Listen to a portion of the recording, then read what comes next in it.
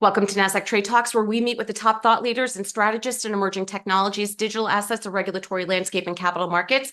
I'm your host, Jill Malandrino, and joining me this afternoon, we have Bill Harter, Principal ESG Solutions Advisors at Visual Lease, and John Rogers, Chief Innovation Officer at CoreLogic. We're here to discuss long-term sustainable solutions for implementing a climate tech strategy. It is great to have the both of you with us. Welcome to Trade Talks. And Bill, let's kick it off with you. Why is climate tech an important part of business strategies, whether it's coming from the regulatory perspective or from strategic planning purposes?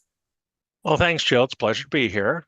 I have to say, I think first off, it's important to understand that sustainability efforts and financial performance really are now more interconnected than they ever have been. I mean, you've got issues that burning carbon and making emissions costs money, so that's part of it, getting costs under control. But companies are also experiencing issues about access to capital, and there's also the risk management issues that John certainly is going to be able to speak well to.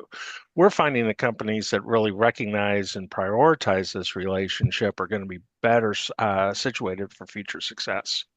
Yeah. And John, that's a great point that Bill brings up. And of course, when there's multiple verticals within a company competing for tech resources and capital allocation, of course, you have to think about cybersecurity and risk management and so forth. So how does effective data management and selecting the right technology make a difference when it comes to implementing this type of strategy?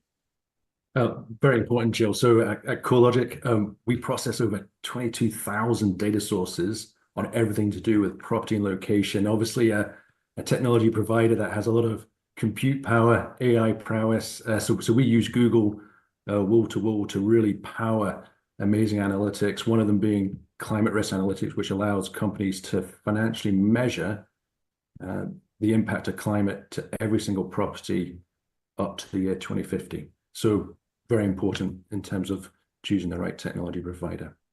Yeah. And Bill, that really is a key point, because I think some of the challenges have been being able to quantify and standardize whether it's figuring out what your ROI is on these investments that you've made, or when it comes to reporting purposes, what does this look like without being so subjective and having the hard data behind the metrics that you're reporting? Well, that's exactly right. I mean, you're bringing together information from very disparate sources. You're bringing together electricity consumption, fuel burn, vehicles, aircraft, maybe, whatever, all the various different sources. And in the past, you've had companies that each gather their information and they're using it for different purposes. We got one of our clients at Visual Lease that I've consulted with, went out to his team and asked how many pieces of real estate do we have in our portfolio? He has 4 different people and he got 4 different answers. So the information is very disaggregated. What you really need is a platform where you need some technology that can bring everything together in standardized units of measure, standardized sources. Really, what we like to say is a single source of truth is necessary if you're going to have really meaningful environmental sustainability disclosures. Right. And John, it's not just thinking about your external vendors, it's internal as well. It's hard to operate effectively when you're across multiple silos, where risk management and be able to see these risks that are associated, you have to have a bird's eye view of that. Right. So I think it's something internally that you need to think about when it comes to reporting and being able to understand that, whether it's at the executive level, through the board and all the way down. Exactly right. And so obviously we have our own set of ESG reporting and make sure that we're doing our bit and leaning into helping the environment. Obviously, we're helping our clients right across real estate, mortgage, insurance, federal agencies to really understand risk on their book of business in terms of houses and loans that they provide you and I as homeowners. So we're able to provide that holistic view on the housing economy. And if you add up all the houses in the United States, it's equivalent to $45 trillion in terms of value across the United States. So it's definitely well worth protecting. Yeah. And John, speaking of the United States, of course, there's different jurisdictions and how they interpret local and state laws, but the SEC has their climate reporting on hold for the moment. Are there other areas of reporting that enterprises should be aware of and, not just brush it aside just because the SEC has put it on hold? Well, interesting enough, yes, the SEC rulings have been put on pause for now, for companies to financially report any materiality due to climate. But interestingly enough, on the ground, there's lots happening across the United States. And I'll just take Florida as an example. Obviously, high risk to hurricanes, but there's a number of things that are ongoing in Florida. It's got some of the most best building codes in the United States that are actually mandated and enforced since 2002. And at CoreLogic, we're actually able to measure the improvement in resiliency across that housing estate in Florida. The governor down in Florida has just pumped in another $250,000. Sorry, $250 million, I should say, into housing resiliency programs across Florida. And thirdly, having better access to granular data for each individual property, because every property is different.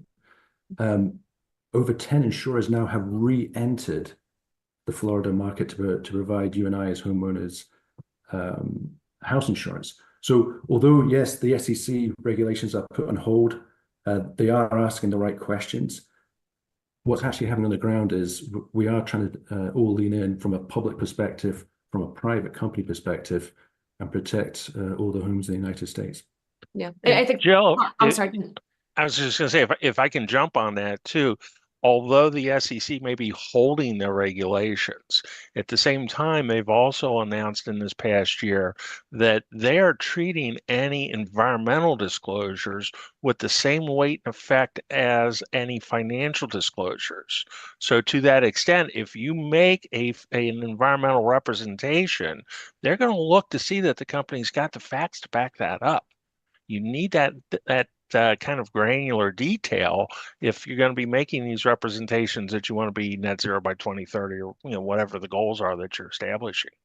Yeah, and I thought that was a great example that John had used there because of the recency of the building collapse in South Florida and how they are thinking about tightening up those laws and making not just the builders but the boards more accountable as well. But Bill, you made a great point about the financial accuracy and being able to back that up as well. From a skill set perspective, it sounds in my mind climate risk assessment and management might be a little bit newer of a role at a company than, let's say, traditional finance and risk management roles. Are the skill sets available for that at this point, or is it really a competitive space? It is a competitive space, but I like to say too that it's really important that a company develop a broad team that's going to be addressing environmental and sustainability issues. You need the people who understand sustainability issues, who have that kind of environmental background, but at the same time, the gathering of data, the control structure that you have to put in place for the representations and disclosures that you're going to make, that comes out of the accounting and finance offices.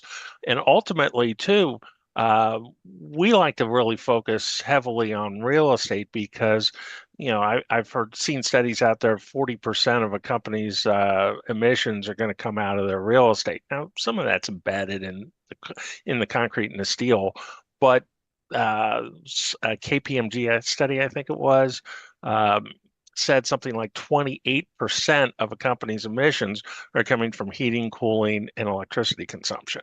So to manage that, let's face it, the guy who's the facilities manager swinging the wrench on the HVAC equipment is just as important as the sustainability and the finance professionals. Yeah, and that's a great point that you make. So John, here's my question when you're thinking about the type of data that you're putting in and the structured data that you're supplying to your customers.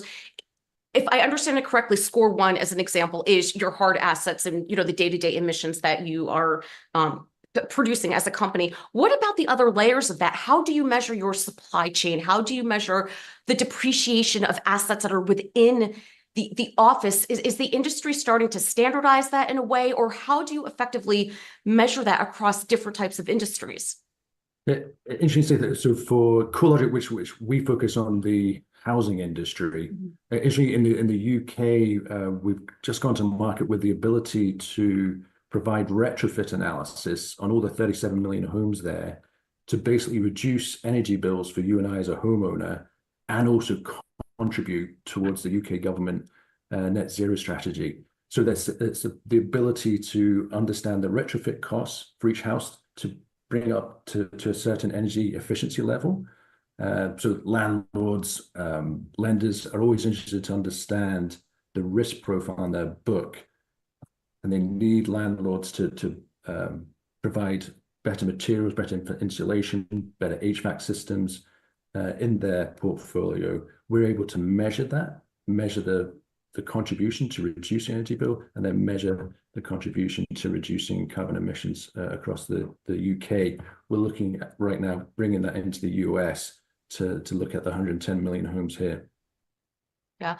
And so, Bill, to wrap up here, when you're having these climate conversations and tying in the emerging technologies that's helping to improve efficiency and predictive analytics and so forth, when you're talking to different agencies or different businesses, is it helping to forward that conversation along if you're putting it in terms of cost effectiveness, savings, efficiency across the organization? Is it making the conversation more digestible when you're thinking about perhaps future policy formation or how you're interacting with your partners?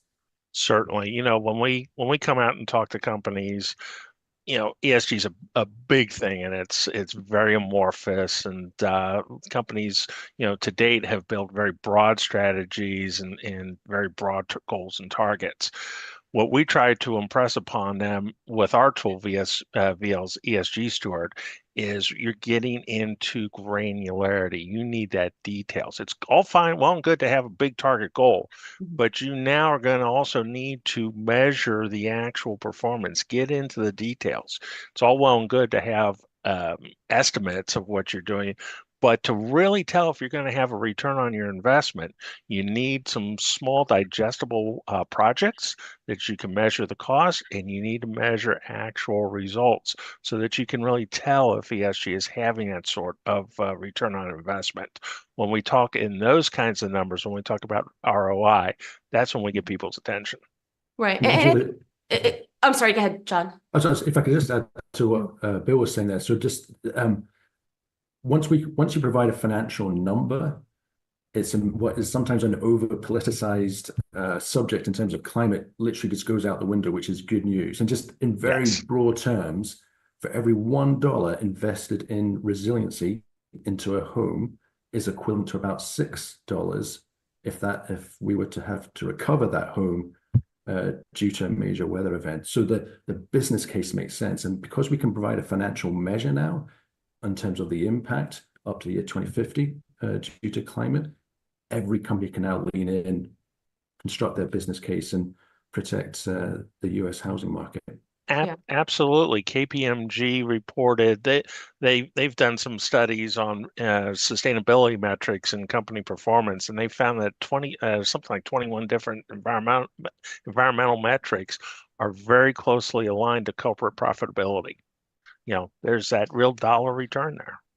Yeah, I think it's great points that you both make. And we had alluded to risk management and cybersecurity at the top of the conversation. It almost reminds me of how conversations around cyber spend and risk management spend is evolving with the boards as you're able to put these numbers into digestible dollars and ROI. Sure. I think that was part of the issue, and it's probably a healthy conversation to have where ESG was perhaps too subjective and mandates were in place, but there was no way to understand it. And to John's point, $1 spent equals $6 saved. That's something that you can understand and be able to develop some sort of framework around. Exactly. And Jill, if I could just add to that, just imagine in the US, if you look at today, 9% of the residential housing stock is at very high risk due to a major weather event. That's equivalent to about $2.9 trillion of reconstruction cost. If we do nothing, fast forward to 2050, 16% of the US housing stock is at very high risk, and that's equivalent to about $4.7 trillion. And just for context, if we wanted to rebuild the United States tomorrow in terms of all the homes, it's about $32 trillion. So it's once you provide those numbers, it's to your point, it's very easy to focus, put in place the business case and make a change. Yeah. Well, not only that, but it gets passed down to the consumer. Either they won't insure you or you can't afford insurance. So it's just a trickle down effect, which of course, impacts generational wealth and so forth. So I think that was a point very well made. Appreciate both of your insights. Thanks for joining us on Trade Talks. I'm Jill Malandrino, Global Markets Reporter at Nasdaq. Thank you. Thank you, Jill.